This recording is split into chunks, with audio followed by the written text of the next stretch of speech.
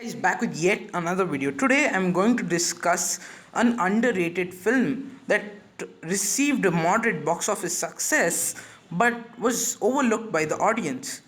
Let's look at the film. Avane Srimannarayana. I know Avane Srimannarayana was a moderate box office success, but that is not the point I'm making. A lot of people did not connect with the story or said that they found it boring and extremely long. I think it's because of the situational comedy style of the film, which only works in this language you speak or understand because it doesn't work with subtitles. Yes, I know, it didn't work for many people, but it definitely worked for me and is my favorite Kannada film of last year.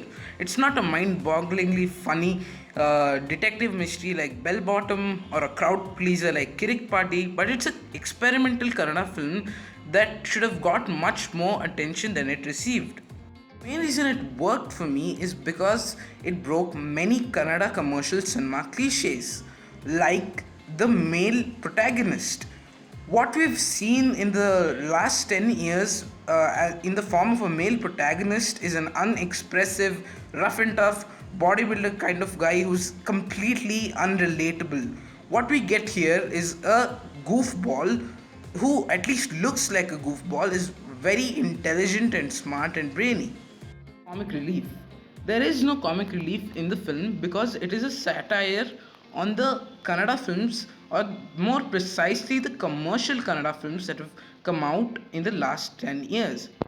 Every character in the film is well developed but is also set as a comic relief character and is very important to the script.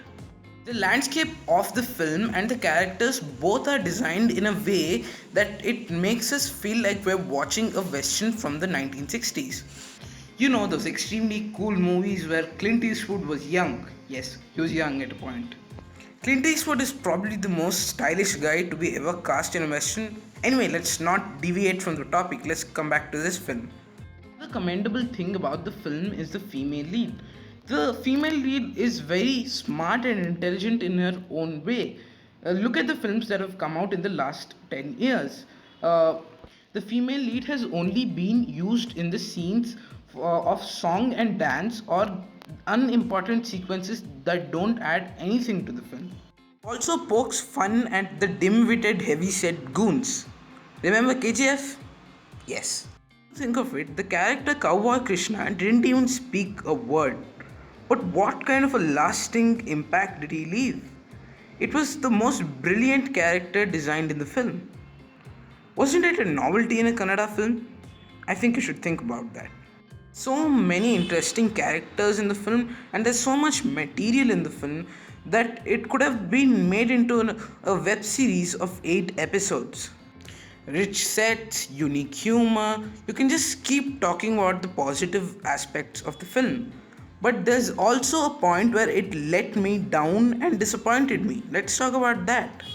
The main reason people felt the film was boring was because of its humongous length and slow pace. They took 3 hours to develop the film. Couldn't they take an extra 10 minutes to complete it properly? The ending let me down personally. Narayana is a selfish character.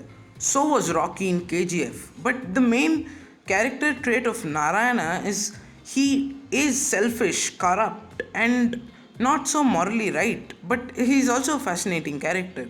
Rocky is plain bland. Brings me to the negative. The character arc of Narayana didn't convince me at all. I liked the twist in the after credits, but that didn't matter to me after a dissatisfactory ending. That's why I'm going to give Avane Narayana a B+. You can catch it on Prime Video. Yes, the film has negatives, but which film is perfect? The Dark Knight, which is considered the best film of the century, has its own problems. The editing problems. Don't miss it. If you like this video, hit the like button, subscribe and share it with your friends. Until we meet the next time, ciao, bye bye, take care and stay safe.